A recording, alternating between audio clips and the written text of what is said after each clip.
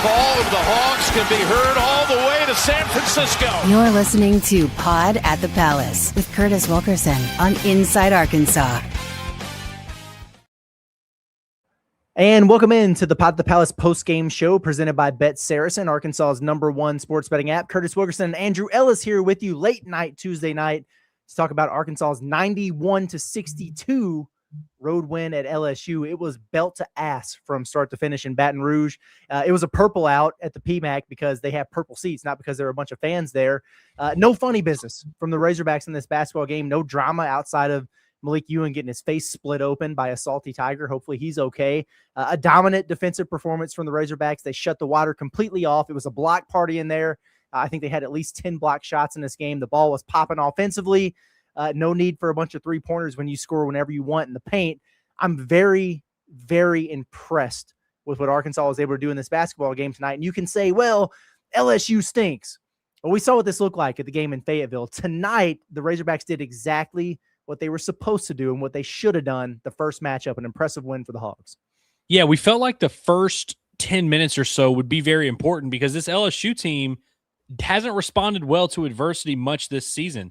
Yep. And in that game in Fayetteville, LSU was the team who jumped out to the early lead, and Arkansas kind of had to climb their way back and then have Acuff carry them to the finish line. Hard-fought win. Arkansas was able to get that momentum fairly immediately. I mean, what was it, 8-0 before anybody had even seen the game? Arkansas was up 8-0 while that Auburn game was getting wrapped up. But I forgot about this. Yeah, Arkansas ends up getting up. I mean, they were up 12 pretty much immediately in the game, and they just kind of coasted from there. I mean, that's back-to-back games now on the road where you've pretty much had a coast-to-coast, and the Mississippi State wasn't the full 40 minutes, but I mean, Arkansas scored on their first possession and took control of the game very early.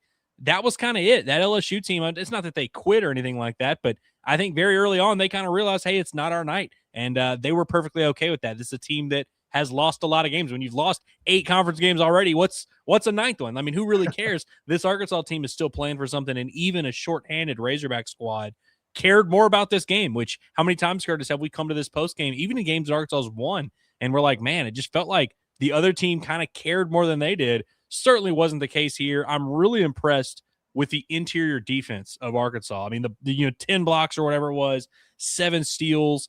Arkansas really made LSU work for a lot of things. They were very active with their hands. One of the most encouraging performances Arkansas's had defensively against a bad team, but against a team that scored 81 in your building less than a month ago. Yes. So certainly something notable there. We'll get into the details of it, man, but I was very pleased, and I am not going to now assume Arkansas is the greatest defensive team of all time, but I'm very pleased with the way they handled these 2 games against Mississippi State, LSU, which we kind of thought might be hard to get up for. They had no issue. Yeah, that was good to see, man. That's listen, and we point this out, and it's going to be the last time we do it. Then we're just going to celebrate what just happened here. But Arkansas sweeps this road swing as they should have. But with the way this team has been playing all season on the road, you can't take anything for granted. And they blow out Mississippi State, and it was a wire-to-wire impressive performance. And then they double down. They do it in this game against LSU. And to your point, Andrew, they struggled with LSU in the first meeting there. They almost lost to this team at Bud Walton Arena. And I understand they were down a player. That was still the same roster that nearly beat Kentucky, that did beat Missouri. Their only SEC wins were without Deaton Thomas. And Arkansas was down a couple guys too. And I thought they looked impressive. They played hard. They set the tone. I just love that they had energy coming out of the gates. And you're right, we missed the first 4 minutes of the game because they just, not only could they not get off that damn Auburn game that was over for like 15 minutes beforehand, but they didn't have the game on the ESPN app. It wasn't on SEC Network Plus. Like, you couldn't watch it anywhere. So we were following the stats, trying to give the play-by-play at Goat Lab Red over there. But they set the tone, and defensively, that's very, very encouraging from Arkansas. Back-to-back games on the road where you hold an opponent under 70 points. Well done by the Razorbacks in this one. And guys who needed to step up, stepped up in this basketball game. Darius Acuff did it again. We talked about it in the pregame show, Andrew. Could he have an encore of what he did to LSU the first game? Nearly 28 points in this basketball game, 5 assists. He did have 4 turnovers, which is a little much for him. He was trying to make some Showtime plays in there, but was highly efficient doing it. You got 20 out of Malik Thomas. Trevin Brazile was a monster in this basketball game. And it's not just the double-double that Trevin got, 14 points, 12 rebounds, 5 blocks and 4 steals to boot. And this is a dude who played 40 minutes in the last basketball game. He played 38 minutes tonight. He looks like a different animal in there. Really, really good stuff from the Razorbacks. Well, we were talking about this on the pregame show that this is one of those games. If you're John Calipari, you're kind of looking at everyone. You're looking at your 6 or 7 man rotation, and that's not a joke. I promise. I'm not making a joke. It literally was a 7 man rotation. Yeah, you're telling these guys, hey, this isn't going to be the circumstance that we have to go into all year, but for tonight, for this 2-game road stretch, we need you guys to play above your usual output. And Trevin was very much ready for that. There's a lot of times when Trevin has a good game and we say, why can't Trevin just do that every game? I'm not going to do that bit in this game, Curtis, because frankly, Trevin's not going to need to be that guy every night. He can just be a little bit more chill version because he's going to have a little bit more help down there in the front court. But man, I thought Arkansas's front court was really awesome in this game. Even Pringle and you and I know ended up leaving the game there at the end. Mm-hmm. I thought both of those guys did some good things. Pringle in really all his stretches was serviceable, rebounded okay, had some thunderous finishes there, blocked a shot or two. I have no complaints with Nick Pringle today, and I thought Ewan was pretty good. I mean, offensively, man, Arkansas with over 60 points in the paint. Down the stretch, it looked it up. They had doubled LSU. It was like 64-32 in paint points. Arkansas finishes with 10 turnovers. Does not accurately tell the story of how well they took care of the ball. Acuff got a little sloppy there late and had a couple, and then I think the walk-ons maybe had 2 or 3 turnovers in the final 3 minutes or whatever. So it's really Arkansas went most of the game with 6 turnovers, something that we've seen this team do for a while. They didn't even have all the assists, but the way that Arkansas was able to just get into the teeth of the defense, make things happen. Neither team really shot much at all from 3-point range, but Arkansas was living at the rim. And on the other side, they were vicious at the rim. They were meeting LSU. They were ready for all that. Man, it's really hard to blow a team out only taking 12 threes and only making what Arkansas make 3.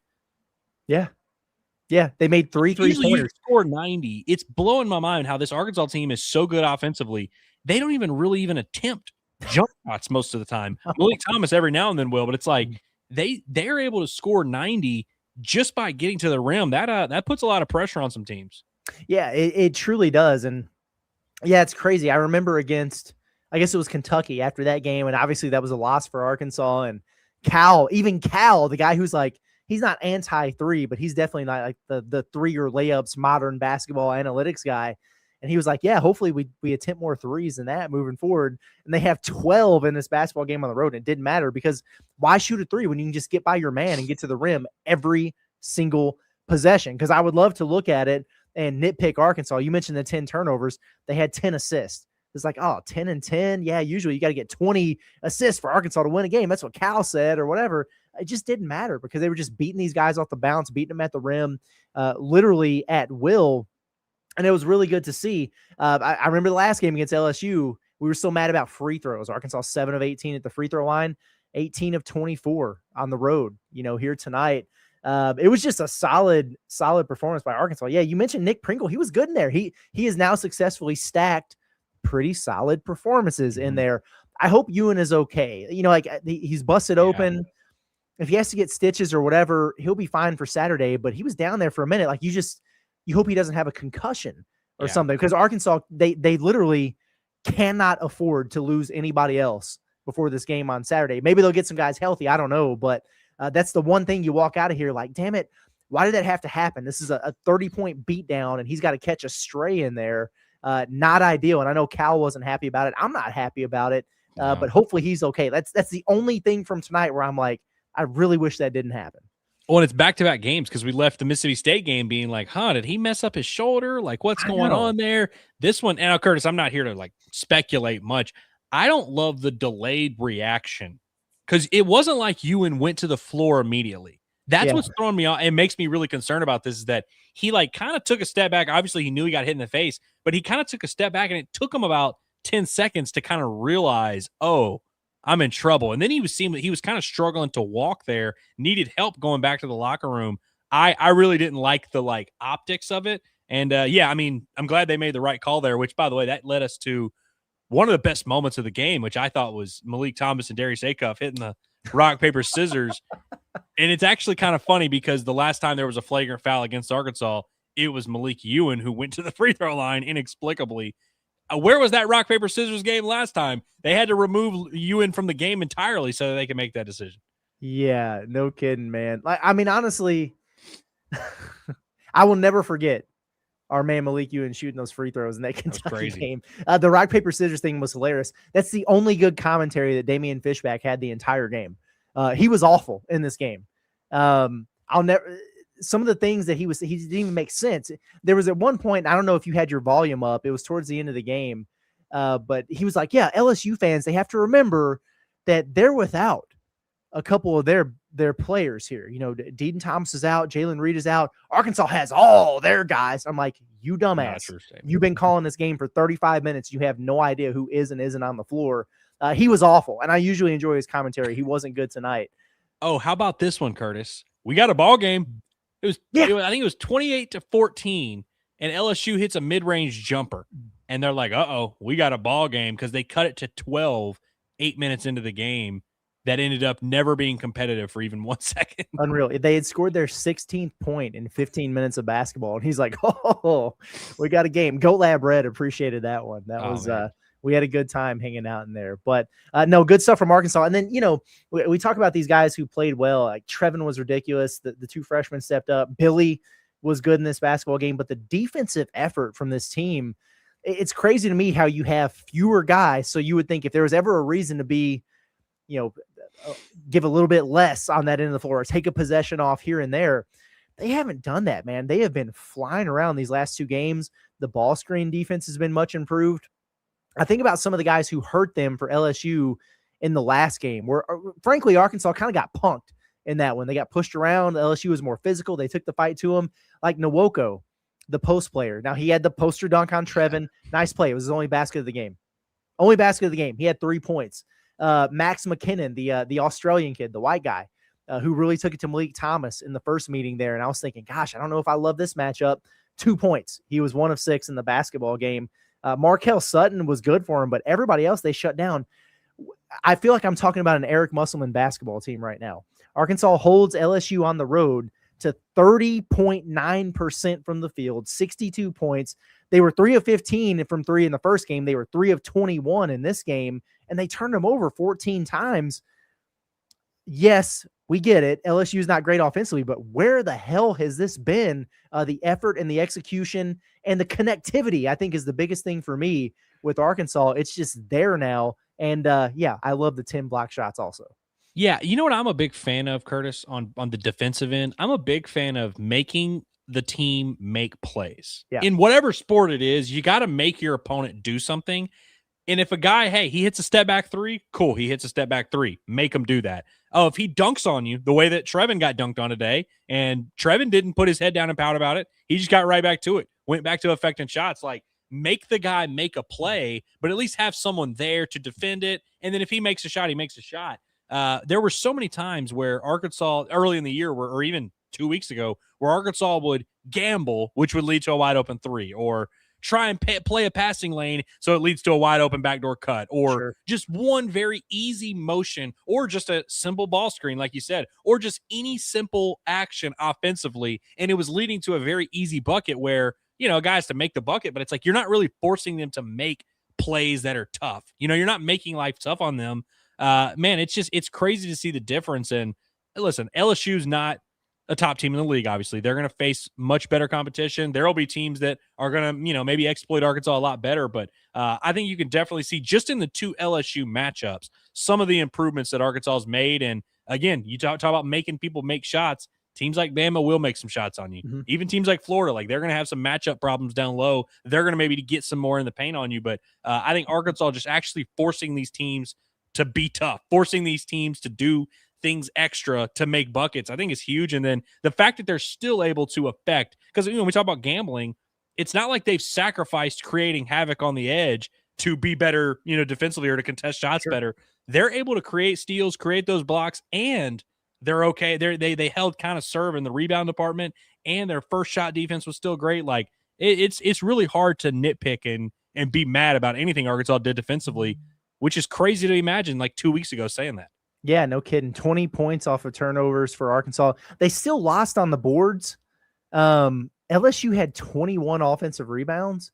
But I felt like most of those came when it was a 30-point game. There were a couple possessions when Arkansas was up well over 20 where I felt like they got 3 or 4 in a row. So if you want to look at that and be like, oh, they've got to figure it out on the glass or whatever, fine. And that's been a thing for Arkansas all year. But when it mattered, I feel like Arkansas held up just fine on the glass in this game. I was a little bit surprised looking at that. I had to triple take, and I was like, damn, 21 offensive rebounds? But it's because they kept missing shots because Arkansas was contesting in there over and over and over and time again. I saw a couple people who pointed this out, so I had to go verify it because I couldn't believe it. But you talk about getting road wins. This is a quad 1 win for Arkansas. Nice job. They were projected to win this basketball game by 3 points at KenPom. 3 points. They won by damn near 30. They would have won by 30 if they didn't have the worst bench in America, who came in once again. And we love these guys. I love seeing Elmer play. I love seeing Aiden play, all those guys. But you come in less than 2 minutes, you give up a 7-0 run and a nearly 40-point win becomes less than 30. Stop doing that. Like, I'm glad that we have guys who can get a little bit of a break when they play the entire game. Stop doing that. It's driving me nuts, man. But Arkansas jumped up 8 spots in KenPom from this game. Let's see, who did they pass? They passed Utah State, St. John's, St. Louis, BYU, Texas Tech, Alabama, Iowa, and Virginia. Just based on this performance tonight, they moved up 2 spots. They are now the number 5 offensive efficiency in the country, and they moved up 16 spots in defensive efficiency. Arkansas is now at number 42 in the country. So when you think about the metrics and the little things that matter, that add up and push you up in the net rankings, push you up in the seed lines and everything like that, going on the road, no matter who you're playing, back-to-back games and winning by over 20 points, massive for Arkansas. Really big bump for this one already tonight. I love it. You know, we use the term identity a lot in basketball, and early in the year, it's kind of tough because you're trying to figure out not only does this team have an identity, but like what even identity are we trying to build? You know, you're so early, it's kind of really tough to tell.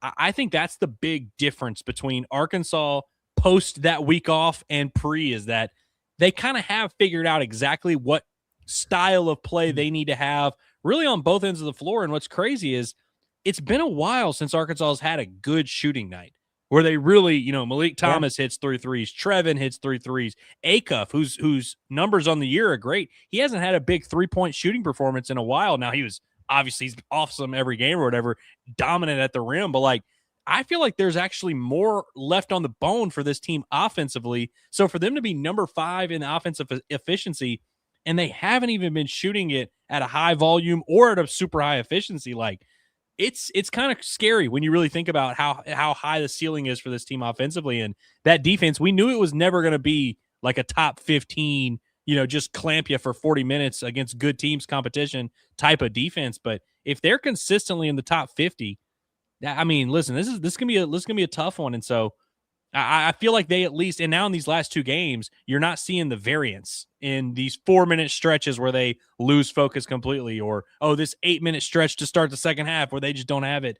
Now you're starting to see them kind of be who they are on a more consistent basis. That is what an identity is, where just you go in every game and you know what you're getting from each guy and you don't have this fluctuation. I think we're at least closer. It helps when you're playing bad teams, but we're a lot closer to this team actually having a real identity. And now we're starting to see it on the defensive end a little bit.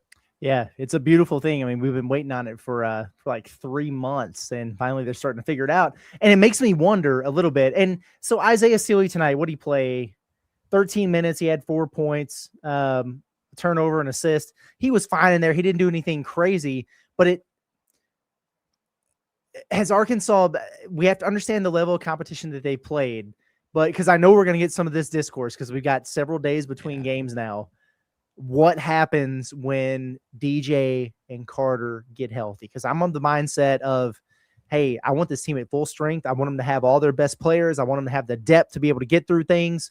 And DJ and Carter are both going to play when they get back, 100%, no doubt about it. Case closed. But what does this look like when they do get back? With as well as Arkansas has been playing, let's say they're healthy for Saturday. How much do you play them?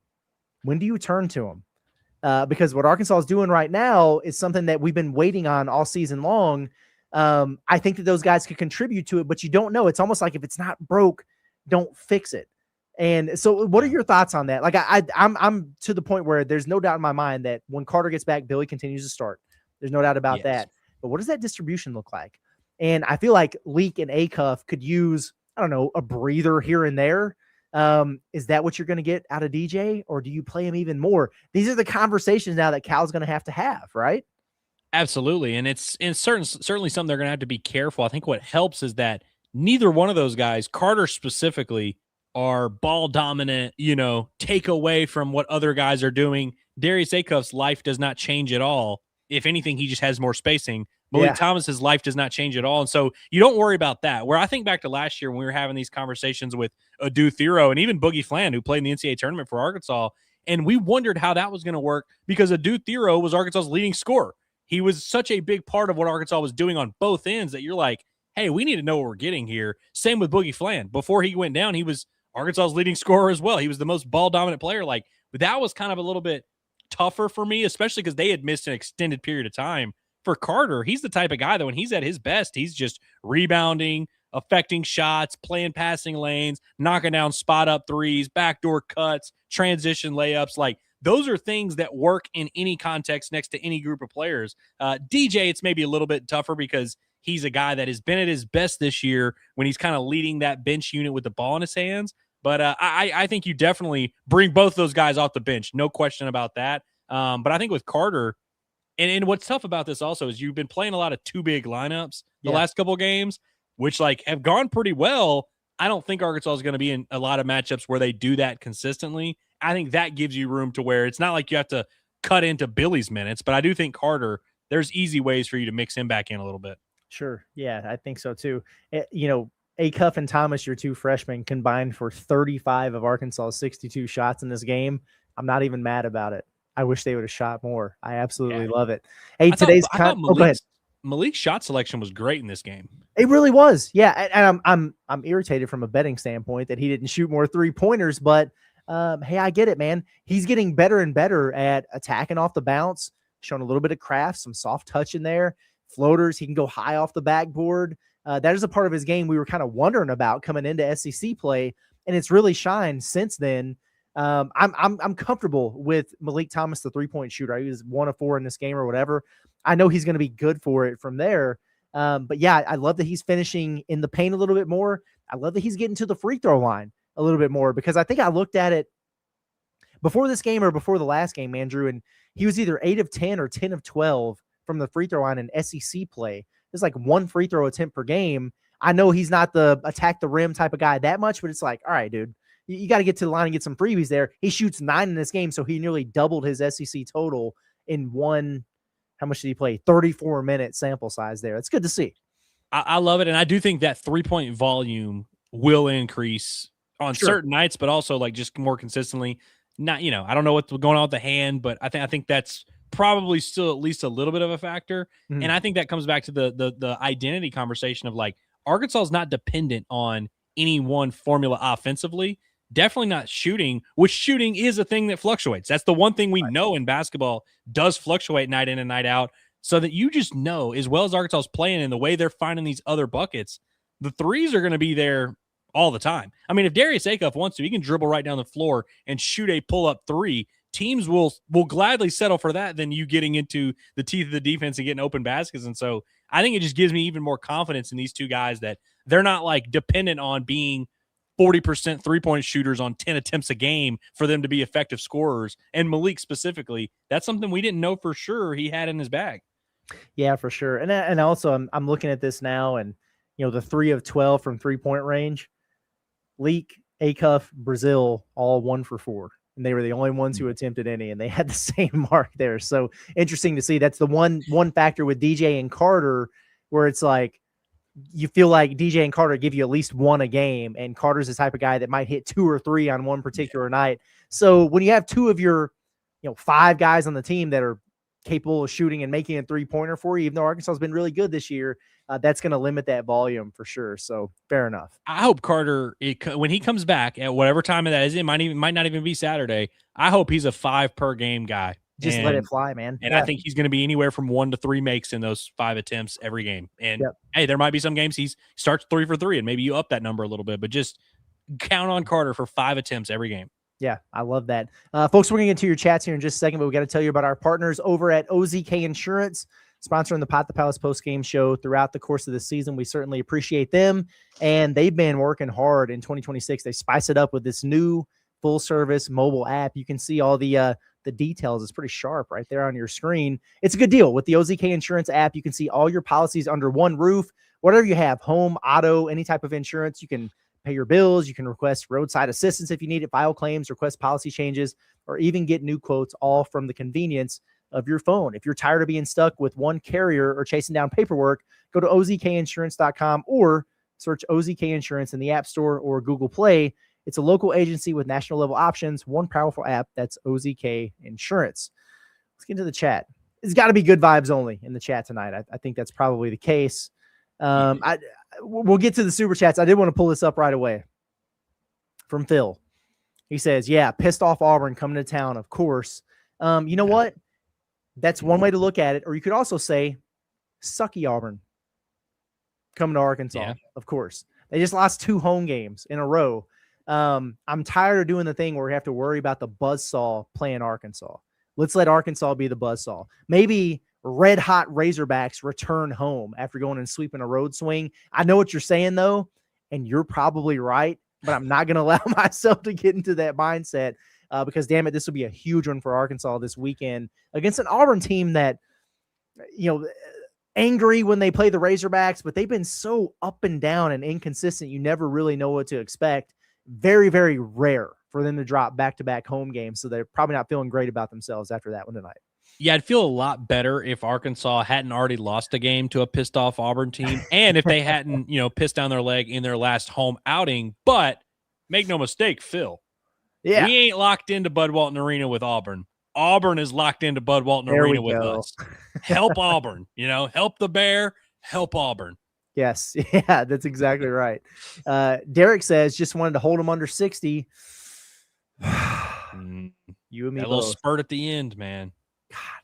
God, I mean, seriously, our walk-ons have to look themselves in the mirror at some point and say, what kind of players do we want to be? What kind of program do we want to be? Do we want to be a joke? Because, I mean, seriously, I think they genuinely have cost Arkansas multiple spots in the net rankings, and that's not a joke or an exaggeration. You were 1,000% right by that. It's frustrating. They played less than 2 minutes, those guys, -7. And again, you think in 2 minutes. Yeah, 2 minutes, man. Just get a stop, get fouled, make a free throw. Because you're right, it's game after game after game. Anytime they get in there, this happens, and you think, oh, whatever, it's a win. Let those guys, they work hard in practice. They deserve to play. Yes, 1,000% they do, and I'm happy for them. And I get excited every time they come in there. But you're right, dude. They're getting outscored by like 100 this season, and it probably has cost Arkansas a couple spots in the net rankings, and that shit matters when we're talking about seeding in the NCAA tournament. So get it right. That's all I'm asking. You work hard. You push these guys in practice every day. Come out there and play hard for the final 2 minutes of the game. It doesn't have to be the jack-around gang, and we wouldn't have to talk about this every night. It's crazy, man. I mean, it's like we're cooking pasta, and you've already got it boiling. You've already got it in there. It's been in there for 7 minutes. I'm just going to go pee. So all you got to do is stir it once or whatever, and you come back, and there's just stains everywhere. And it's like, what even happened? Like, we can still have our dinner, and it's going to be good, but now we have to clean up your mess. Like, how did this happen? Yeah, unbelievable. They got to be better. I hope Cal shows them the tape, Sure. Show them the tape. Are we burning that tape? Dang it, man. Don't burn this tape. Yeah, because I remember a time that I used to live in where they would get in the game and Elmer Zaffich would get fouled and he'd be 1-2 at the free throw on it. And that was it. That's all we'd have to talk about. But now they're just getting outscored, 15-0 in 2 minutes every time they get out there. Come on, fellas. Be better. You're better than LSU scrubs. You'd think, man. Did we sufficiently cover that? Can we move on now? Yeah, no, we're good. Okay. And by the way, I hope everyone knows we actually don't care. Like, I genuinely don't care what the walk-ons do. We are going to comment on it. If you get your action, we're going to evaluate it. Yeah, man. Come on now. I can't wait for player. I'm going to shred these dudes in the report card. Not really. Anyway, we got a super chat from John Cunningham. We appreciate you. If you had a follow-up chat, I apologize. We haven't been able to see that. Maybe we'll find it by the end of the show, but thank you for whatever it was you sent. I'm sure it was a banger. I have no doubt in my mind that was the case. Lanky says, My A-Cuff pick to click was a lock. Yeah, I mean, hard to deny that. Yeah. Real ball knower there, Lanky. the leading scorer in the SEC, having a big night. Yeah, that was a bold pick there. But no, he was leading awesome. scorer and the leading assister in the SEC. And I think did they say it was like the only freshman to do it since 96 or only player to do it? I don't know. I didn't see that. They said it on the broadcast, and it like kind of blew my mind. I think they said they haven't had someone. I think it was maybe a freshman, but he was like, nobody's done that. Led the league in SEC play, points and assists since 96. Yeah, for sure. Okay, so I've got the John Cunningham. I don't have it to be able to pull up on the chat, but I got it. Michelle sent it to me. Appreciate that. He says, so disappointed, Curtis. You said LSU would score 75. Let's check this out. It's how bad Arkansas's defense has been until the last two games. My bold prediction was that Arkansas would hold LSU under 80 points. It would be their second consecutive road game holding a team under 80. It's back-to-back holding them under 70. How about that? Yeah. It should have been under 60, but it wasn't. But I mean, they scored 81 in Bud Walton, so it's like it wasn't crazy. I know Dean Thomas is out, but it's like it wasn't crazy to predict that as a bold take. No, not at all. Our friend Lanky says LSU needs to head over to Fight House, which honestly, that's a perfect segue because they do need to head over to Fight House. All of you need to head over to Fight House. It's Northwest Arkansas's #1 boxing, MMA, and strength training gym. It's built for athletes, competitors, anyone ready to push their limits. From high-energy boxing and MMA training to free weights, elite cardio equipment, sleds, and cross-training, Fight House Gym delivers everything you need to train at the highest level. Whether you're a seasoned fighter or just starting your fitness journey, this is a gym that meets you where you are and pushes you further. It's not just a gym, it's a mindset. Fight House Gym is now open at 10131 Webb Way in Fayetteville. It's exit 58 off I-49. Sign up today at fighthousegym.com or call 951-623-9745 and step inside and bring the fight. Shout out to Lanky for the assist and the segue into one of our next ad reads. Good job. We appreciate you. We should be paying you for that work. The student section says, shout out to the empty seats for carrying the purple out. You cannot. So some people think they're too good for the t-shirt games, as BBN likes to call it. No, we don't do that. We don't sell. We're nobody's Super Bowl, whatever. I don't care. I think it's awesome. If you want to engage the crowd, you want to do a wide out, you want to make it look cool in the stands, you want to get your picture, be my guest. But if you can't even get your building half full, you can't do this. You can't do it. So yes, the only purple at the PMAC tonight was the seats because there was nobody there to watch. You know, it's tough. You know, when I was a senior in high school, my baseball team, we were very average. Like we barely even made the playoffs. We thought we didn't make the playoffs, but we made the playoffs somehow. And our softball team won the state title the same year. And I just remember being bitter and annoyed and like genuinely cheering against them when they got to the state title. Cause I was like, I just don't like being on the same campus as, you know, we're the average losers. And these girls are out here winning the title and getting all the acclaim and all that. You know, that I didn't like that. It should really rub LSU wrong that you're on the same campus. They were talking about it on the broadcast. Dawn Staley in South Carolina is coming to town Saturday, I believe, or maybe Sunday or something like that. And like, you know, it's not going to be emptied in. Like it's probably going to be, you know, people packed in that sucker like some sardines. Gymnastics, they pack them in there. Like it's just a thing. Obviously football, we know they have a great crowd there. Baseball, it just is really crazy that LSU just punts on basketball.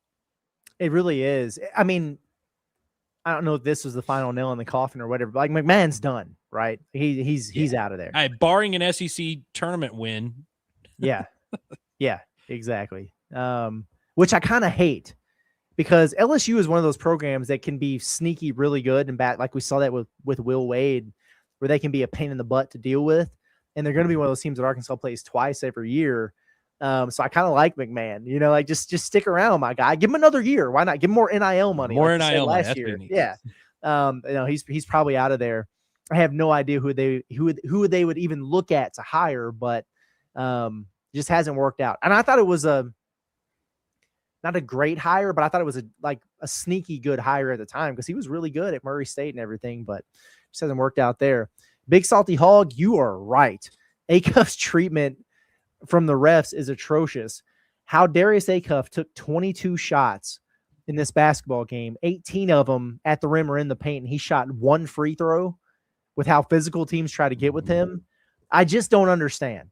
And yeah, like you got your 28 anyway, whatever. How does Malik Thomas shoot 9 free throws and Acuff shoots 1? I just don't understand it. It's because he absorbs contact. He doesn't have to change his shot. He finishes through guys, but a foul is a foul is a foul. And it irritated me at Mississippi State. I felt like he should have shot a dozen. It irritated me less in this game, but I still noticed it. Our man should be averaging 25 a game, but they don't send him to the line for anything. And he just gets the hell beat out of him every single game. But if he's putting up numbies, he's putting up numbies. Just it's a weird deal. You know, obviously basketball officiating is such a it's a thankless job. Like I don't envy any basketball ref, but I think that's a big issue in college basketball is that the whistle is just night and day different every single game. And I feel like there's going to be a game down the stretch. We've seen games like this actually at different points where it's just they're officiating it a certain way. I think you'll see Acuff, maybe even in the NCAA tournament, have like a 12 free throw attempt game. I think where right. just he's the way he plays, the way a team defends, and sometimes you get that perfect mixture of just tendencies that a defense has and tendencies that the ref have with the whistle, and it's completely different, even if you're doing the same thing as a player. And so I think that's another thing that you can't be dependent on that as a basketball team. Arkansas hasn't been dependent on free throws lately or three-pointers. I think there's going to be a game this year where Arkansas hits like 10 threes and they're getting those free throw calls, which again, Arkansas's top 5 in offensive efficiency without any of these things going their way. That's a great take. That's a ball knowers take right there, Andrew. That's a hell of an observation, man. I love he'll get that whistle in the NCAA tournament because they do. They tighten things up. It changes. Get there, it's man. Completely different. Varies. It's a good call. David says, yeah, that's the sarcasm font, by the way, but he says Carter and DJ were obviously the problem. But we'll forever wonder now, would Arkansas have had this road swing if they were at full strength coming off of that bye week? I mean, Cal hinted at it when he spoke to the team after Mississippi State. He's like, you don't wish ill on anybody, but yeah, when he hit him with the butt, I was like, oh, dang, Carter and DJ are feeling seen, man.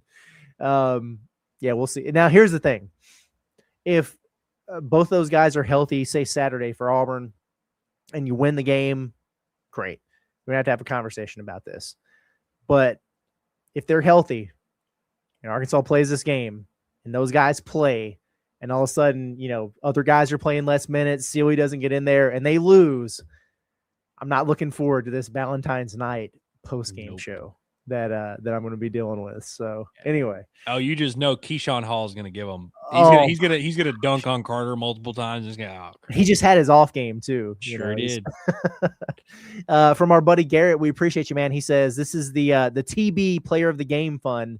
14-12 with 4 steals and 5 blocks. That's an insane stat line. Yeah. Curtis is a fellow coffee club member. I expect that A+ at 5 a.m. in the morning. Yeah, you're gonna get it. I mean, that was crazy.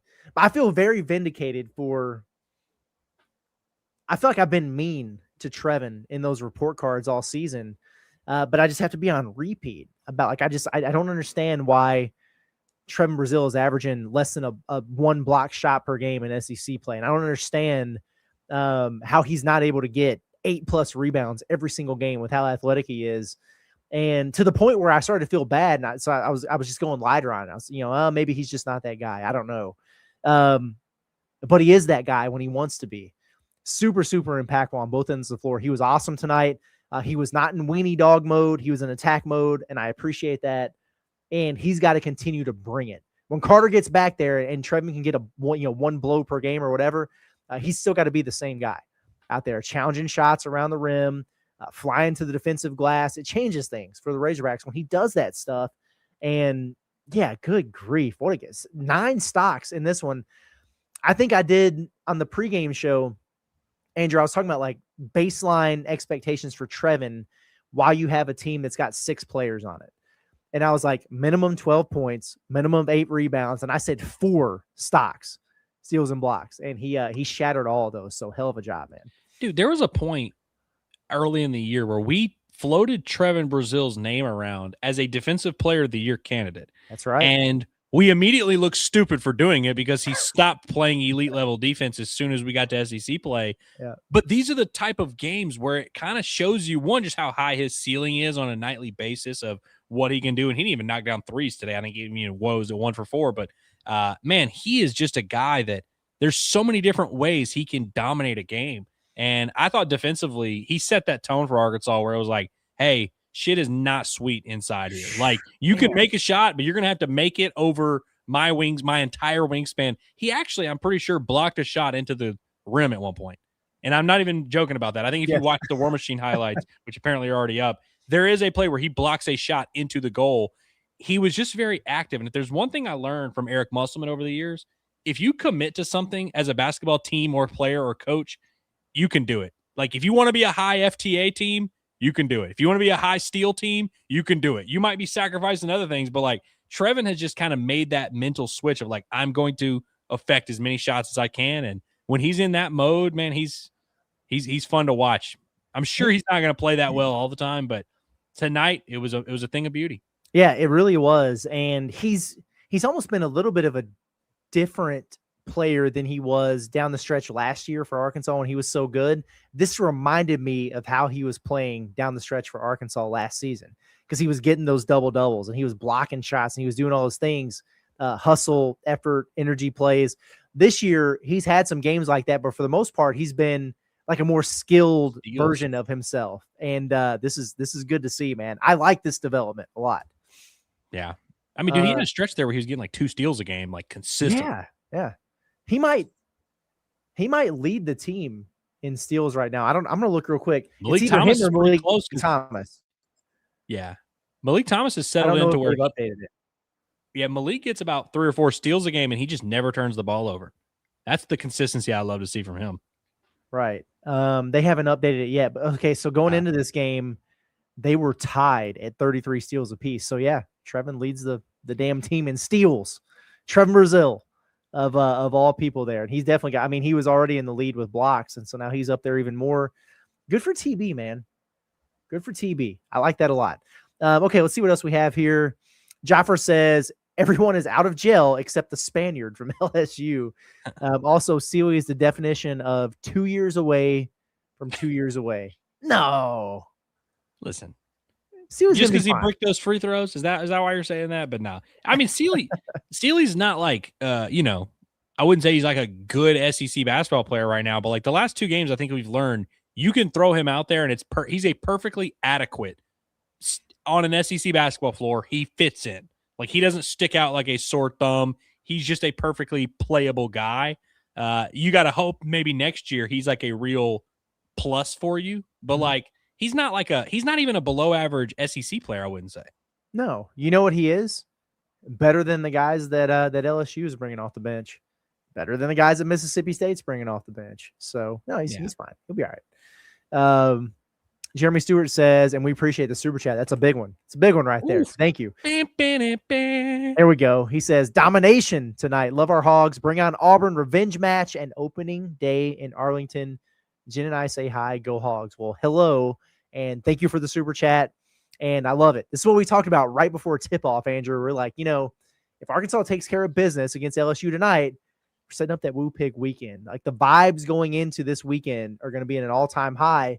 You think about baseball opening day. You think about the revenge match against Auburn. You think about some recruiting wins that the Razorbacks are about to get in basketball. It's a beautiful thing, man. And we have now set ourselves up to potentially have our hearts broken, but hopefully have a great weekend. When it's going to snowball too. Like, we're feeling good right now. We're feeling great. Maybe we'll sleep on it and maybe we'll go to work tomorrow and we'll do whatever. But like, it's going to, by the time Friday and Saturday roll around, that excitement is going to be building. And by the time the next time you watch this basketball team play, you're going to be so fired up, especially because it's a late tip. It's going to be a good crowd in Bud Walton Arena. I almost don't want to play the games this weekend. I just want to live in the anticipation. Yeah, it's a beautiful place to be right now, man. It's our nirvana. Shout out to Ryan for gifting an Inside Arkansas membership. Thank you for doing that. And that's how you know. Hey, that's how you know it's a big night. When Ryan pulled out that checkbook, Yes. Oh man, it's one of my favorite bits right now is talking to Ryan in these post games. And I did the thing again where at halftime I was like, I could go check on it. I got to see how he's doing on his Twitter, and he was pissed about the game not being televised or whatever at the start. I don't blame you. Was mad about some officiating stuff. Was mad that Auburn and Vanderbilt suck and they have the Arkansas game on. But he was pretty chill about what the Hogs had going on in there. So it's back-to-back games now where we've had a little bit of positivity out of Ryan. It's wild to see that. Let's see. We've got Kalen says, Curtis, can we get comfortable about defenses and effort in the last 2 games and expect this, or are they just bad teams? They are bad teams. There's no doubt about that. But, and this is what I think gets lost in translation sometimes because, Arkansas have a great performance and there will be the crowd that's very pessimistic, or Kentucky fans or whoever that come in. It's like, well, it's Mississippi State. It was LSU. Well, the alternative is you don't play well against them, or you don't shut their water off in their own building. You know what I mean? So based on the 2 opponents that Arkansas has played, they have exceeded my expectations defensively and have done a really nice job there. Can we get comfortable? No. You cannot get comfortable about this just yet. You can be happy with the progress they've made, happy with the uptick that we're seeing in the metrics. If they have a great defensive performance, they hold Auburn to 72 points or something at Bud Walton Arena Saturday, then you can start feeling good about, okay, now it's 3 games in a row. They did it against Auburn, might be a top 10 offense, probably top 20 for sure. That's when I will allow myself to start thinking, oh, wow, maybe they've turned a corner on that end of the floor. Not there yet, though, personally. Yeah, if they give up like 102 to Auburn, I may look back at this and be like, okay, so really you just caught a couple dead men walking. But I feel pretty confident in saying, and I don't think you'll disagree with this, that if Arkansas had played Mississippi State in like the first week of January, they'd probably give up 82. No matter where the game's played at. They probably give up 80 plus. I know they would give up 80 plus to this LSU team had they played them earlier, because they did give up 80 plus to them when they played them. And so again, like, you made improvements against bad teams, or you're playing better against bad teams. How will that carry over to an actually good offense? We'll find out. But I do buy that Arkansas has made some improvements. I just don't know if they're necessarily as good as they have looked in the last 2 games. I just think they're like a slightly above average defense now, maybe. And that's all they need. Sure. That's all they need, man. Slightly above average. I'll accept it. Hairless Hog, thank you. Hog of his word. Bell to arse. It's exactly what it was. Good to see, man. It makes me think back to, it's hard not to do the hindsight thing, but it's like, could they just not stop playing the last 4 minutes at Ole Miss and beat them by 20 something? Like the Auburn and Georgia games notwithstanding, could they just done to Oklahoma what they've done the last couple games? Your metrics would look different at that point, but they got the wins. That's 4 true road wins for Arkansas now in SEC play. They get 1 more, they're guaranteed to finish over 500 on the road. It's not an easy thing to do in this league. So good on them for handling business. And for a while we were doing the, hey, 1 point or 50 points. You never apologize for a road win. You never take it for granted. Well, now they're actually going on the road and beating the hell out of teams they should beat the hell out of. So I appreciate that. Mitch's Britches says, surely Billy keeps his starting spot, but he has also played too well to lose minutes. Does he take a few from both DJ and Carter when they return? I think this is a great observation because, I think Billy should start. They've been getting off to better starts with him in the game. We've been advocating for this. Leave him in there. It's fine. And the argument from Cal or others have been, well, they've got an 8-man rotation. Everybody's going to play their minutes anyway. Yes, that's true. Whether Billy starts or not, he needs to be playing quite a few minutes, man. Because it's I hate that it's been mutually exclusive, Andrew, with him and Carter. Where if Carter's playing really well, Billy might play 14 minutes. If Billy's playing really well, Carter might play 14 minutes. And then Cal's apologizing to him after the game. Maybe that means playing them together.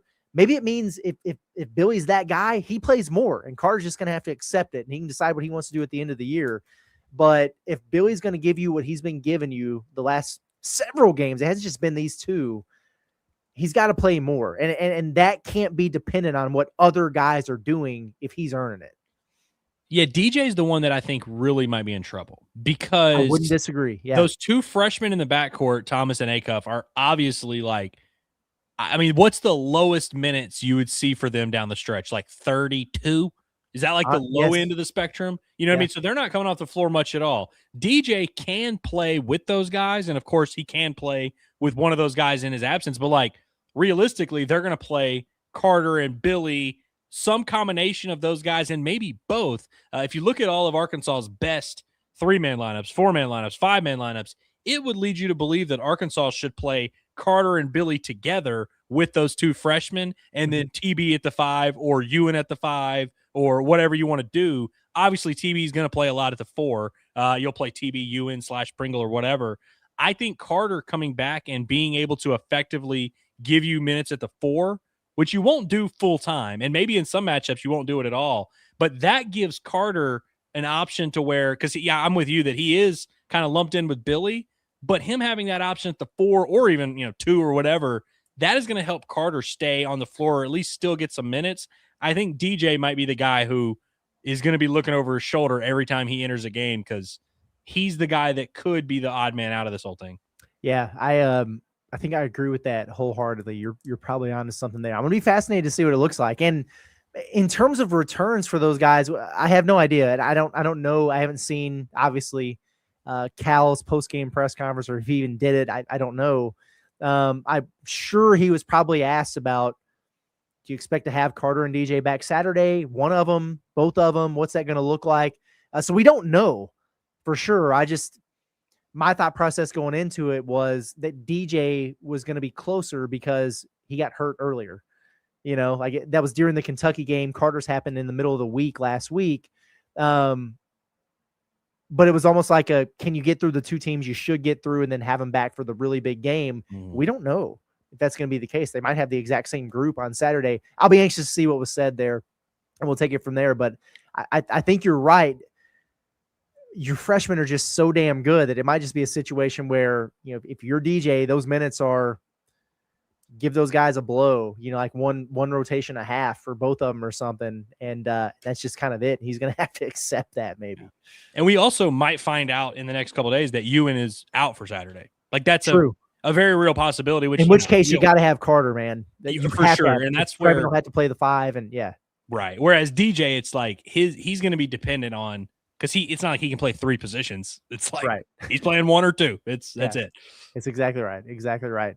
Shout out to our partners, Blue Ember Smokehouse. We appreciate them for supporting us here at the Pod of the Palace post-game show, and just hooking us up with some real good barbecue every first Wednesday of the month. We're at their Rogers location. If you haven't checked them out, check them out. What are you waiting on? If you're in the state of Arkansas, chances are you're pretty close to one. They've got 6 locations: Fort Smith, Jonesboro, Texarkana, Little Rock, Hot Springs, and Rogers. And if you can't make it out to them, they can make it out to you. They'll cater any events you have going on, weddings, parties, business meetings, whatever it might be, where a group of folks want to eat some really good barbecue.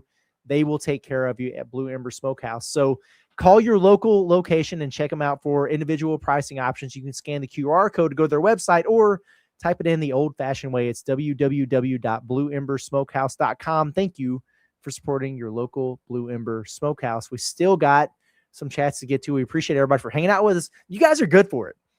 I feel like we're to the point where our post-game crew is more reliable and consistent than maybe even Arkansas basketball, and they're starting to figure some things out.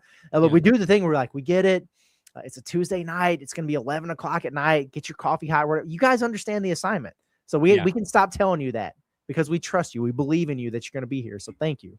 That really is not lost on us. Like that is cool that people are just like, hey, I'm willing to stay up an extra hour after a late night basketball game, because an 8 p.m. tip alone is already tough. You could have gone to bed at halftime. Oh, for sure.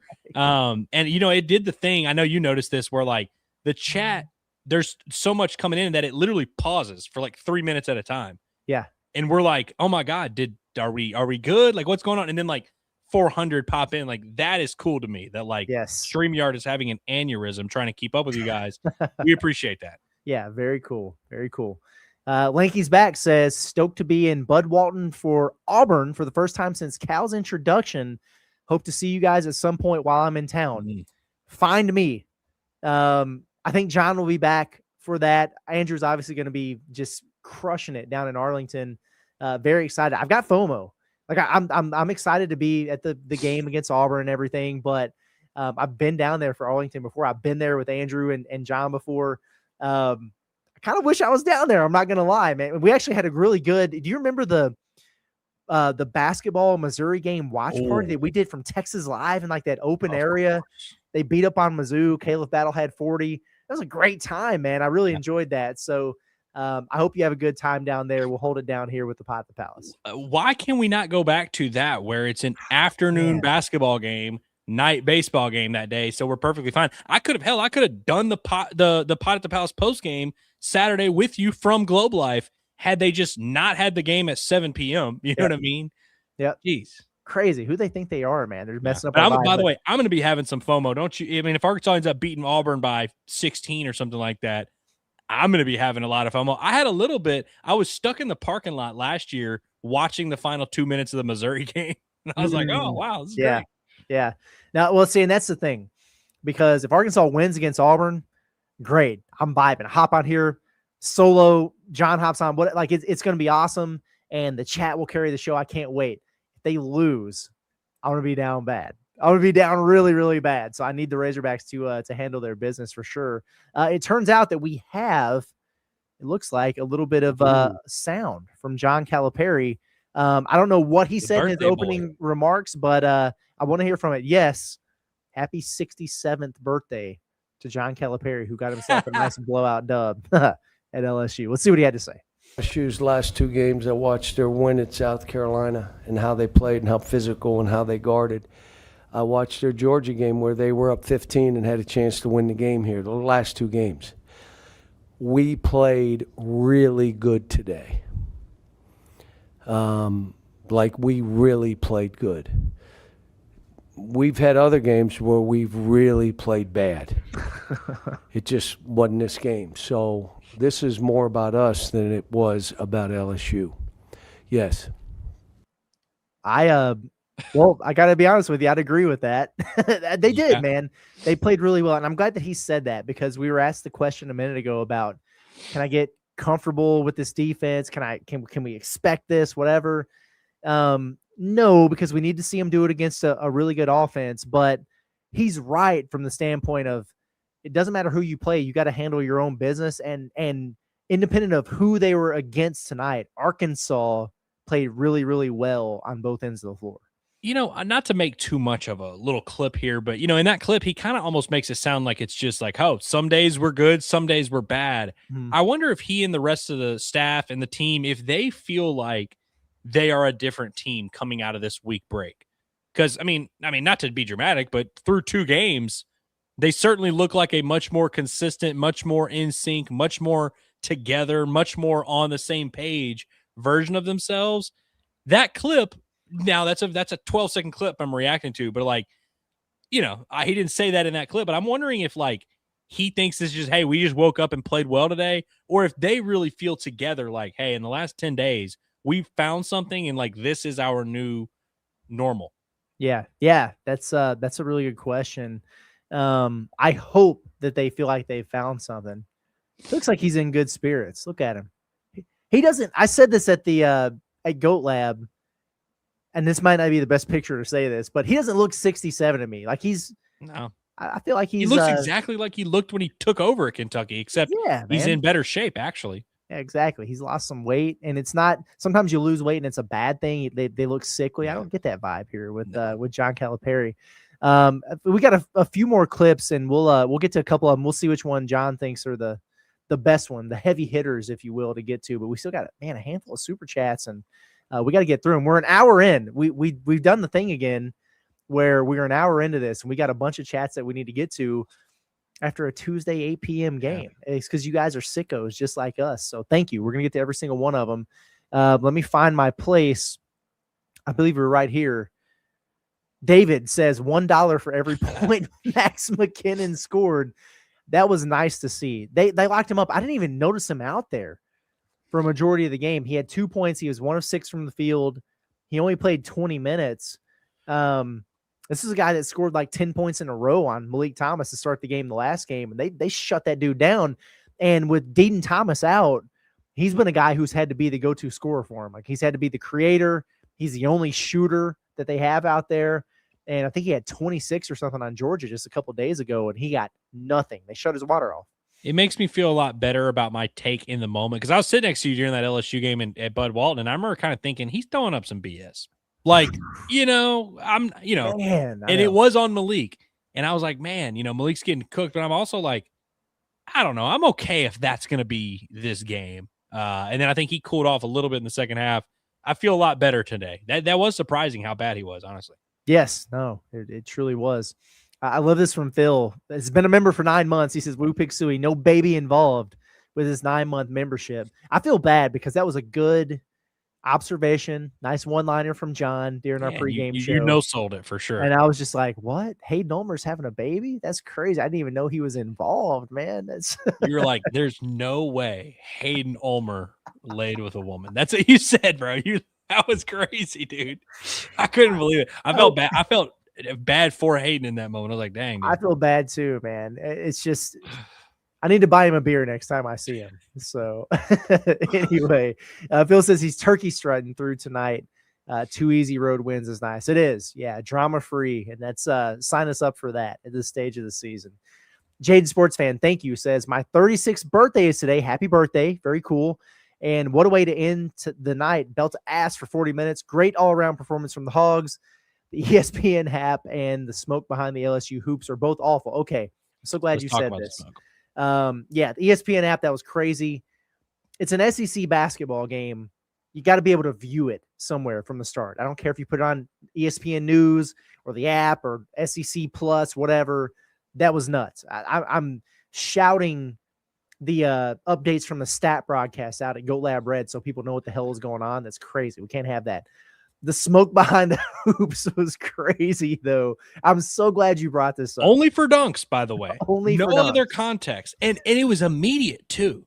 Yeah. Like it's one thing if it's just like a buzzer that goes off when a timer hits 0. There is a guy sitting right there with that button that he only presses. I mean, I don't know how many times they dunked. I guess I can look it up. 3 or 4 times or whatever. What's it? LSU. They dunked 3 times in this game.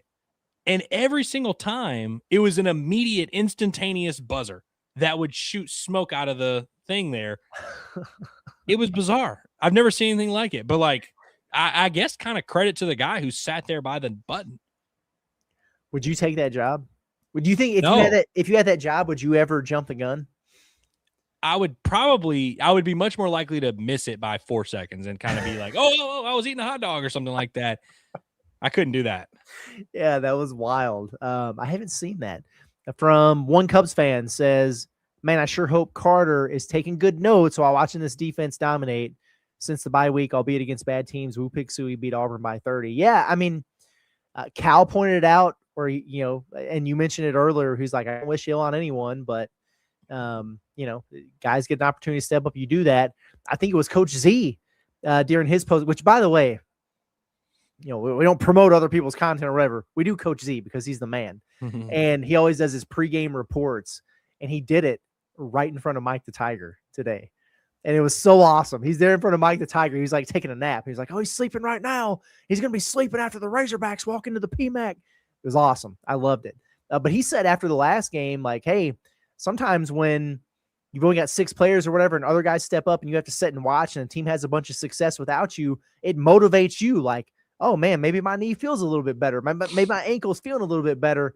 I got to get back out there with a sense of urgency because I need my spot when I get back.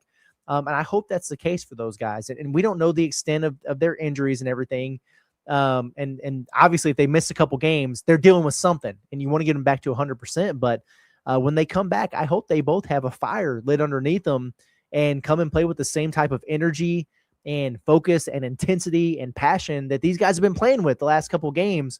And I'm glad that you point out Carter in particular, because damn it, that's all you need from him, man. When he's locked in and playing max effort basketball on both ends, and that shows on the defensive end and on the glass, then you get exactly what you need out of Carter Knox. He could be a huge asset for this team. There's room for him. There's a role for him.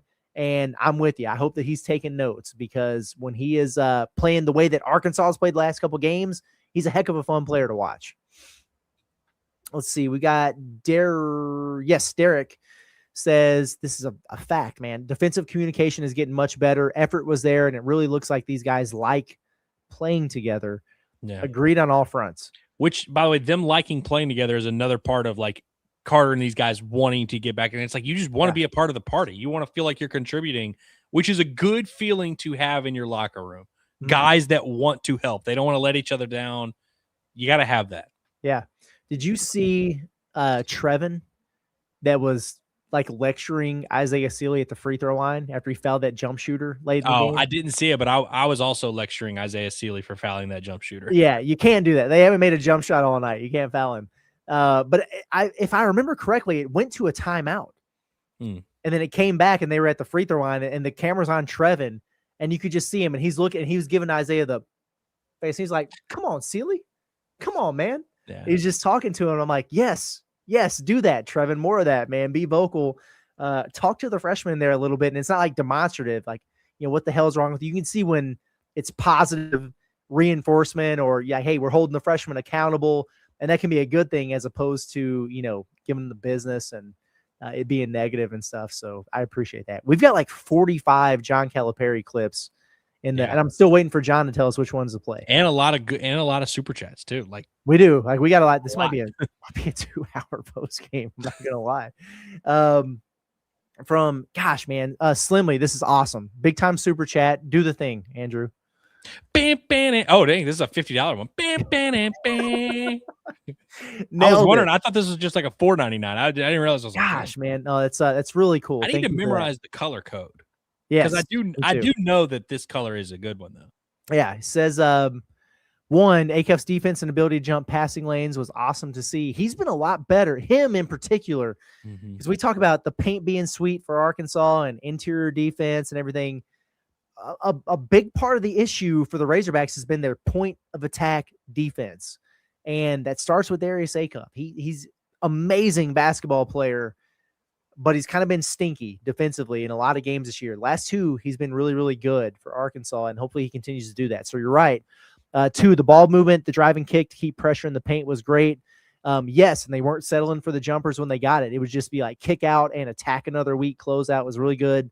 3, TB was a monster tonight. Yeah, that's a good way to put it. And 4, I hope Ewan is okay. He played well tonight. Yeah. I hope Ewan's okay too.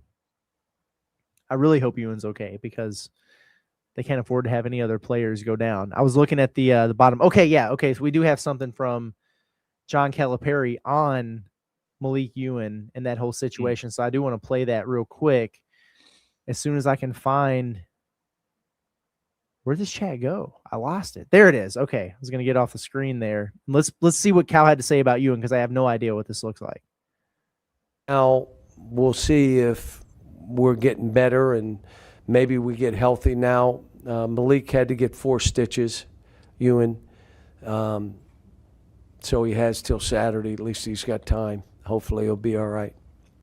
Stitches makes me feel weirdly good because that's just like a wound, like a surface wound that like can heal. Yeah. You know what I mean? Rather than alternatives, which are worse. Yeah. Exactly. Yeah. Yeah. He wasn't like, oh, he got his bell rung or whatever. It's the stitches, make sure he's okay. And I guess he was addressing the other guys who he was talking about. We'll see if we can get healthy. That's actually, I feel optimistic about what this might look like on Saturday night. Never been more pleased to hear that my center needs stitches. Yeah, exactly. Hogs by 94, member for 9 months, no baby, says shout out LSU fog machine. I'm glad that other people caught on to that. That was wild. Got ourselves a game. Lane Hedge, thank you, says belt to ass part 2. Great game for Brazil, double with 4 steals and 5 blocks. A+ for him. You got it. Let's get out of Louisiana and get ready for Arkansas. Woo Pig Suey. I like Louisiana. Did you see the Razorback men's basketball account put that out there in their graphic? I did not see that. They did. Yeah, Louisiana. I mean, listen, I'm all for that. Even being from Louisiana, I definitely like that. Anytime you can beat LSU, it's you got to enjoy it. Absolutely, any sport under any circumstances. Filthy Tom, appreciate you, says if this team learns to set its own thermostat, we can be good. We're just so temperamental. But it's kind of how bipolar girls are fun. I didn't see that chat going that way. No, I mean, it's true. And hopefully, you can at least feel good about how they've done it in back-to-back games now, because it's been like a night-to-night thing. But I said this after the Kentucky game. I would not get – I'm very pleased with what they've done here on this road trip. I'm not going to get carried away with it. I need to see them do what they're supposed to do in these games and then take it to Auburn. This is an obvious – you got them at home. It's a Saturday game. You're going to have a big crowd. They kicked your butts a couple weeks ago. You need to be bloodthirsty for this game. And if they're able to do that and win with an Auburn team that's also going to have their backs against the wall, then I'll start doing they've figured out the intensity thing. They know the level at which they have to play every night. They figured it out defensively. Right now, I'm just not quite ready to go there yet. Yeah, I would like to see one more game where there isn't like these huge swings one direction and the other. Like I like having the game that just you win and it's just consistent the whole time. Hell, even if you lose, don't lose because there was a 4-minute segment where you got outscored 17-2. Like, just lose because the team outscored you 5-4 in every stanza. You know what I mean? Like, right, 100%, man. I think Evan Mia calls them the kill shots, where it's like a 10-0 run. Shots. No, you can't do that, man. Arkansas, good to see you, man. Says, I'm enjoying the offensive evolution. Really complements Acuff's style, and Leak is really finding himself in attack first mentality. It's super notable. Mm-hmm. I know we've already touched on it here, but I was wondering once we got into SEC play if we were just going to get Malik Thomas, the spot up shooter, the corner 3 guy. But his ability to add a little bit of a bag, Andrew, we were talking about it during the game of like, maybe he's got a little bit more sauce than we gave him credit for. And that's notable. And as long as he's going to have that damn tape on his hand, the more he can score around the rim, the better. His ball handling has definitely improved a lot. Like the shot making has always been there. I mean, even in high school, you could see the variety of different shots he was comfortable making. I just have always kind of questioned his ability to get there on the floor. You know, just against SEC defenders, can you dribble and can you break them down? He's looked good from that standpoint. He's taking great care of the ball. He had some games early in the year where like the turnovers were annoying. He goes multiple games without turning the ball over sometimes. And he's not like a high assist guy, but when you're just you're taking good shots, you're stealing the passes on the defensive end, not turning the ball over. It's, you can pretty much get away with doing anything. Remember once upon a time where every time Malik Thomas attempted a dunk, he smoked it? Yeah. Had another one tonight that he made. Bouncy, man. He's bouncy in there all of a sudden. He's 2 for 2 on his last 2 dunk attempts. Ryan, there he is. He says, I'll own it when I'm wrong. Scared before the game, happy after. Really inspired effort the last 2 games, particularly on D. Hope Ewan's okay. And DJ and Carter on the men. Woo Pig Suey. Good for you. Yeah. You know what it is, Curtis? It's baseball season now. Yeah. A little bit different Ryan. Like as negative as Ryan may be, like with baseball, he really doesn't get down that much. He'll get down when he needs to get down, but like I think it being baseball season has given him another little boost. Plus, you got the Hogs playing well. Like, I think Ryan might be like turning in the corner a little bit. Yeah, maybe so. Now, I'm anxious to see how Ryan does on Saturday for a number of reasons. Who knows, how it's going to go in Arlington the first couple of days, and then you got the Hogs in Auburn. I'm expecting him to return to form at some point, but the acknowledgement there, I think, is big. Yeah. So we appreciate that, man. Once the judge declared Beniaco ineligible, it changed things for Ryan. It did. Yeah, it definitely did. Green Eggs and Sam 24/7. That's a good name right there. Mm-hmm. Says TB with the double with Cinema. However, the bench gives up another run. Yeah. Give away the 30-point dub. Also, TCU downed. They beat Iowa State tonight? They sure did. I saw they were up for a while, and then I saw a few people in the chat saying they had lost. That's notable. Oh, wow. Okay. Because TCU's not very good. That's the thing about them. I had not seen that. That is news to me. UNC also lost. There was some close games. I mean, the Nebraska-Purdue game was bonkers. There were some very interesting results in college basketball across the board. Wow. Okay, I didn't see, because I know that. And this is interesting because Kansas won that game last night against Arizona at home, that they hell of a inspired effort. Saturday, they go on the road to Iowa State. And you wonder about the letdown spot. Iowa State just lost to TCU, so they'll probably beat Kansas now this weekend. Damn, that's crazy. because Iowa State looked like a team that could just quietly sneak themselves back into even a 1 seed conversation, but definitely a 2. Not now. Not after you lose that game. Shout out to TCU, though, because they're probably not going to make the NCAA tournament. They now have wins over Iowa State and Florida. Yeah, wow. What was Florida doing in non-conference play? Absolutely lollygagging. They were the F around gang, man. That's nasty work. They look really good right now. And, okay, since I'm already on KenPom, it'll be really easy for me to find this. Boogie Fland, who's been playing better in SEC play, he has not made a 3-point shot since January 13th. Wow. 1, 2, 3, 4, 5, 6 games since he's made a 3. He is, 6, 10, 12, 14, 0 for his last 14. Dang. That's the weirdest thing. And he's been doing like his point totals 9, 15, 10, 10, 7, 15, 23. Like he's scoring 8 assists, 6 assists, 5 assists. Like he's doing good things, but the man just can't make a shot now. And Florida as a basketball team cannot make a shot. Yeah, that's very interesting. I mean, I never, I don't never know if I thought Boogie Fland was going to be like a sniper, Steph Curry, but I thought he was average to above average, like solid 3-point shooter. Yeah. I mean, what did he shoot last year? 35, 36% on a lot of volume? On good volume. Yeah. And it's going to be, man, I'm going to be so fascinated by this Arkansas-Florida game, which, like Florida's projected to win and they should be at home. Arkansas is going to have a hard time with that front court, but Florida shooting at 28% from 3. They are 351 out of 365 teams in 3-point accuracy. And that's going to get you at some point. Now, and that's the other thing is like when you look at their offensive rebounding rate, they rebound 43% of their misses, is second in the country. And you're like, well, they're just so great on the boards. Well, they get so many opportunities because they brick so many threes. It's like long rebounds. I don't know, man. It's going to be an interesting game. Anyway, we got plenty of time to talk about freaking Florida here. We're an hour and a half into a Tuesday night LSU postgame show, but Fishman is in here. Of course, Fishman's always in here. So I know it was a fun game when we're complaining about the poor bench dudes giving up points. For real, though, good win for the Hogs. Yeah, for sure. Mostly facetious, but also it's kind of true, man. It's been like at least a half dozen games this year where they come in and promptly give up like a 10-0 run. Someone's got to hold those guys accountable. Yeah, it's unbelievable. Who it is? It's Paolo Samito. He's the one guy that's not getting in, because he's redshirting, but he's probably always with them in the scouting report. Got to talk to him.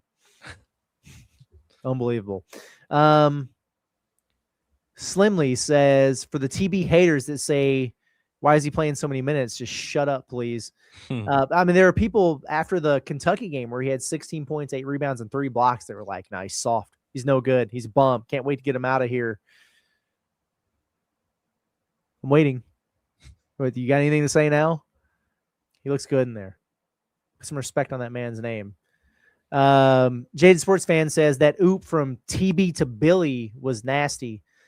Billy, so he finished with 13 points, 5 rebounds. I mean, he was good. A couple blocks in this game.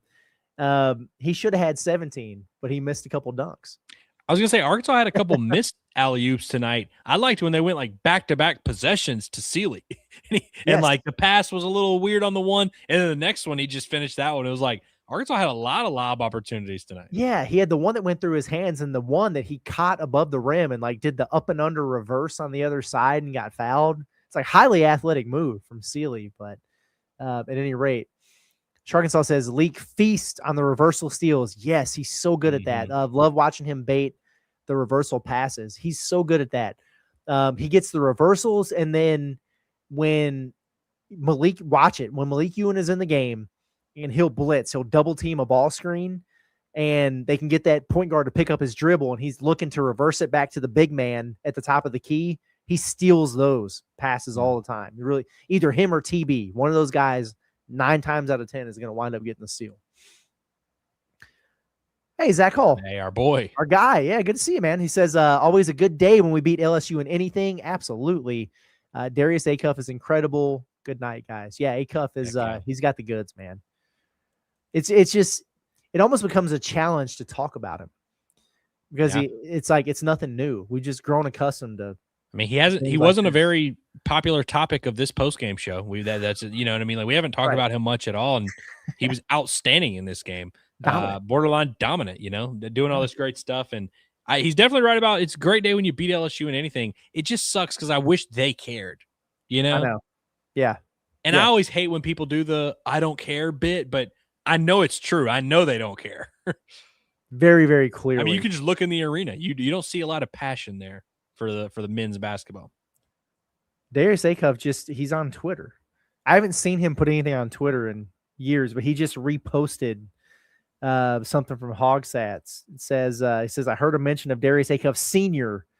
on the SEC Network broadcast, just ran across this photo of him the other day. So he found a photo that was posted of Pops, and he's on Twitter now. That's cool. Good for him. Yeah, because his last post before that was May 9th, 2025. Yeah, his commitment to Arkansas post was like fourth from the top. Yeah, that's why it freaked me out when I was like, wait a second, what the hell is he retweeting? But that's what it is. Pops. Good stuff.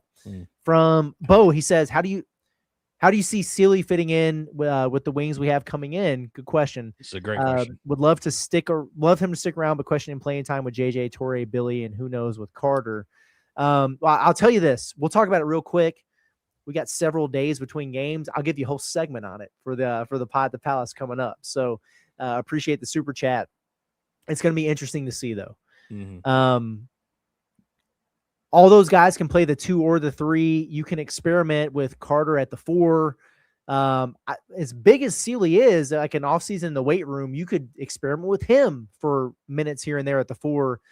There are ways to stretch that out at different positions, but the truth of the matter is somebody ain't going to be here and somebody else ain't going to be in the rotation, right? You can't have JJ Andrews, Abdu Torre, Billy Richmond, Carter Knox, and Isaiah Sealy and have them all as significant contributors in your rotation. Somebody ain't going to be here. Somebody who is here ain't going to play. That's kind of the answer to the question. Who that's going to be, I don't know. I won't speculate on it, but I think that's kind of where we're at. Yeah, I think that's a good way to put it. That it's too early to have the conversation. But if we are going to have the conversation, that's where it goes. Yeah, exactly. Somebody's got to make a decision. Coming into the season, the thought process was, well, Carter will be in the league for sure. Let's see how DJ develops, we'll see how Billy develops, and then what does Sealy become in year 2? And it made a lot more sense. But now you're seeing, okay, is Sealy starting to come on here?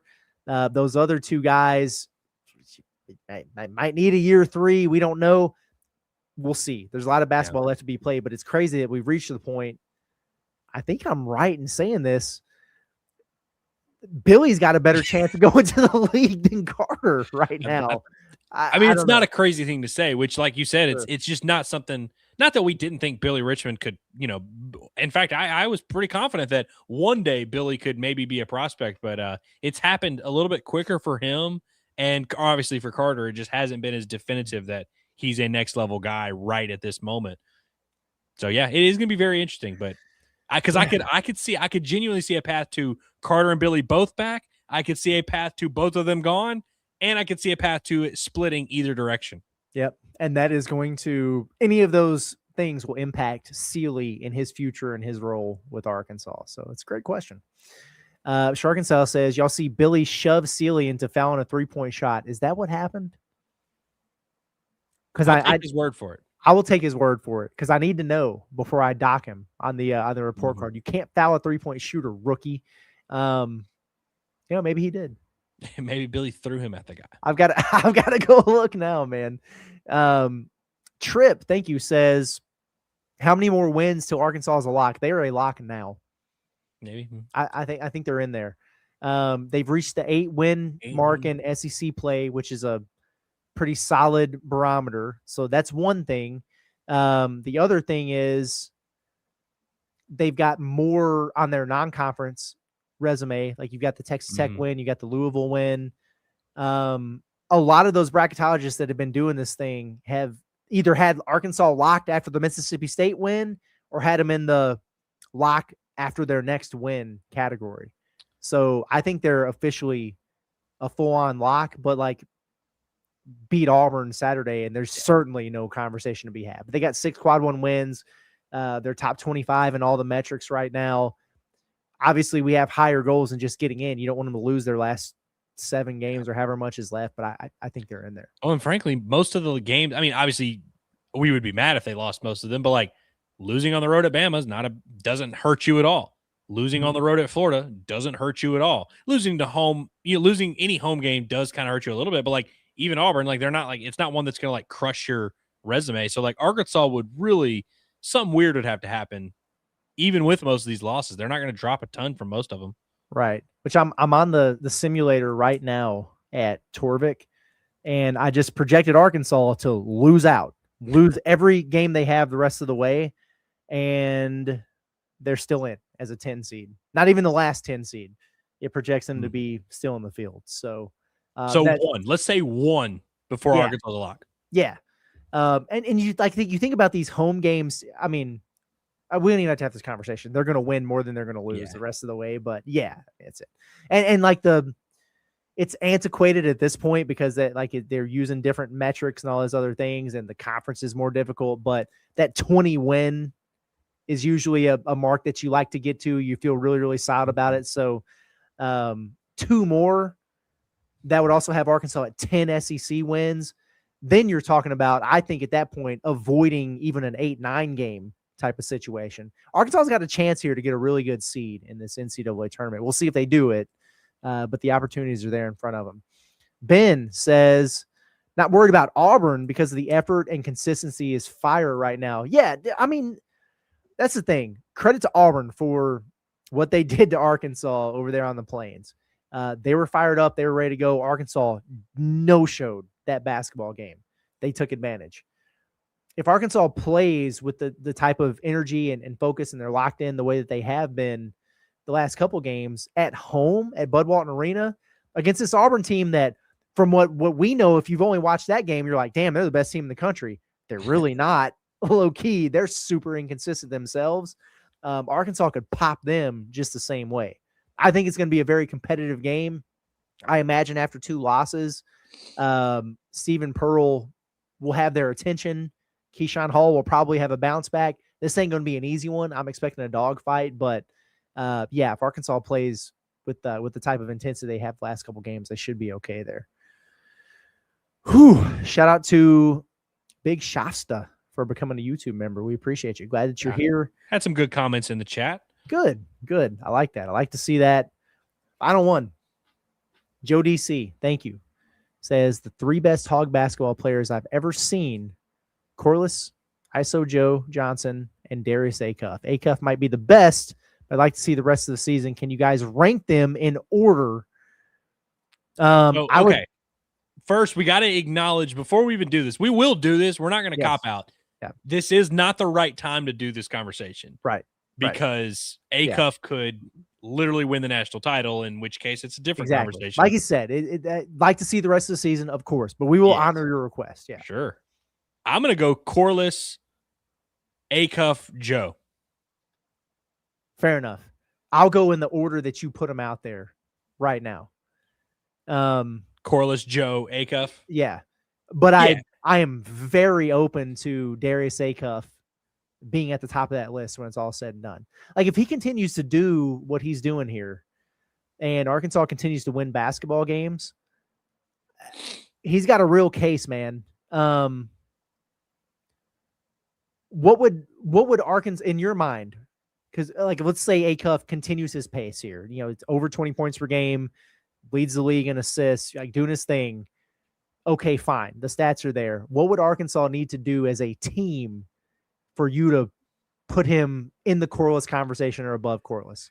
They have to win the whole damn thing? Or in the Corliss conversation, I think they got to go to a Final Four. That's kind of where I'm at. If they make the Final Four, they don't even have to win it. Obviously, if they win it, then it's like, you would be doing the situation between you're comparing a 4-year guy to a 1-year guy, but like you would say, hey, no player was ever as good in one season as Darius Acuff was in this one season, which I think is a fun thing to think about. I think if they win maybe even just one tournament game. That's enough for me to say, like, hey, he's the second. He's like the, way up there on the list. I would have him above Joe Johnson, who's a legend. And obviously Acuff would be lucky to have Joe Johnson's pro career. Everybody would be lucky to have his pro career. But I think if you're talking about just as an Arkansas player, and Joe Johnson was great at Arkansas. I mean, won the SEC tournament. What do you average? 16, 17 a game or whatever, like was about that life. I think I would still take Acuff. If Arkansas just wins a game or two in the tournament, I feel pretty comfortable with that. Me too. Yeah. I think we're in the same page there. It would be hard for me to go Acuff over Corliss without doing the whole damn thing. But I'll give it a strong look if he kept up this pace and got him to a Final Four. So, agreed. I mean, listen, even making the Final Four, that's just when we can have a conversation. I still think the conversation, I mean, like Corliss, who, by the way, also led a team to the national title game. Like, his senior year is like a footnote in his legacy. Like, it's crazy. It's solid for Corliss. I mean, it's gonna be hard to beat Corliss. Let's just be honest. No doubt. Okay, we're through all the super chats. Wow, are we really? We made it. That was awesome. You guys are awesome. That was a lot of fun, man. And I didn't necessarily expect that, because I kind of thought it would have been easy for people. Like Arkansas is up, 20 early in the second half. They're like, all right, cool. I'm gonna catch some shut eye. I'll listen to the post game or whatever in the morning on the way to work or something. But no, everybody's been here getting after it, getting excited. And that's what we were hoping for, man. It was a rough week last week after that Kentucky game. And I don't know that getting 2 wins over bad SEC teams should make you think that, this is the greatest team in history, but Arkansas is pretty good. It's a pretty damn good basketball team, and they took care of business on this road swing. It is hard to go on the road and win back-to-backs. It's harder to do it when it's on a shorter turnaround. It's harder to do it when you have 6 players, and it's harder to do it when you blow both teams out of the water in their own building. So got on Arkansas for handling their business in emphatic fashion and putting us all in a good mood going into the rest of the week. I appreciate them for that for sure. Yeah, I definitely think Arkansas benefited from that week off after that Kentucky game, needed that to reset, refocus. Now you've got 4 days of rest. And so I look forward to seeing if they can kind of lock back in and carry this momentum into their own arena, which shouldn't be a hard thing to do. I mean, we know what Bud Walton Arena is capable of. Excited to watch them play again, man. Appreciate everybody for tuning in again. Seriously, I mean, an hour and a half, all these super chats to go through. Like, it really is awesome. And let's keep this thing rolling, man. Appreciate everybody for being here. We're right back at it. I mean, Curtis, you're going to keep at it, working a little bit more tonight. We're going to be, this machine's going to keep rolling every day. Yep. That's absolutely right. Yeah. The beauty of a win like this is there's no prep. You don't have to overthink it. Just hit record and go on the report card, man. This is easy work. Sometimes I really got to scrutinize because I don't want people to yell at me too much, but should be a good one. But make sure you tap in for that. Make sure you tap in for all the bombastics that are going out. The season's here. All right, it's here. Andrew's leaving like now to get down to Arlington and cover these games. So make sure you're tapped into everything we've got going on inside Arkansas. The best way to do that, subscribe to the YouTube channel. And you might want to turn those notifications on if you're into the recruiting side of things from Arkansas basketball here over the course of the next few days. But we're going to get out of here for now. Thank you again to everybody for hanging out with us, whether it was the pregame show out at Goat Lab Red, the postgame show here, anything that we have going on. You guys are rock stars. Thank you for that. Shout out to interns Cameron and Gigi for being in here for the long haul. I know this is a long one. They probably got class or something going on at 8 o'clock in the morning for all I know. Really, really appreciate them for everything they do behind the scenes. Yeah, that's it. We're out of here. For Andrew Ellis, Curtis Wilkerson, Pot the Palace. Appreciate you guys. We'll see you next time. Everybody have a good night.